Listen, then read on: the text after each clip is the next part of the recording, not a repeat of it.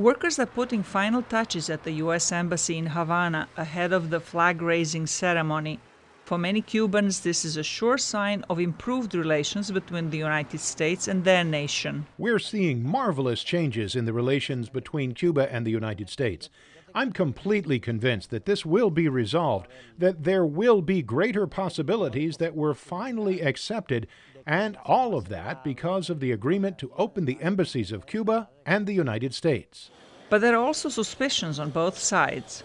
Many Cuban Americans claim that resumption of diplomatic relations is a victory for an oppressive regime.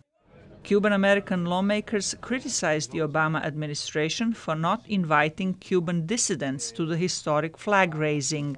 Frankly, what he should be raising is the white flag of surrender, because that is what President Obama and his administration are doing once again. During high-level talks, the United States has pressed Cuba to improve human rights. Havana has released some political prisoners, but activists say it's not enough. The Cuban government refuses to enact the urgent reforms that Cuba needs on civil rights, politics, the economy, social and even cultural areas so that things can improve here.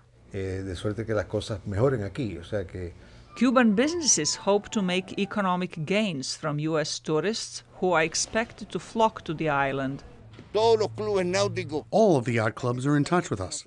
They are asking for authorization from the corresponding departments of the North American government so they are able to travel to Cuba with their vessels, and we are very optimistic. The United States already runs charter flights to Cuba, but there are plans to reopen ferry services, which was stopped in 1960 when Fidel Castro took power.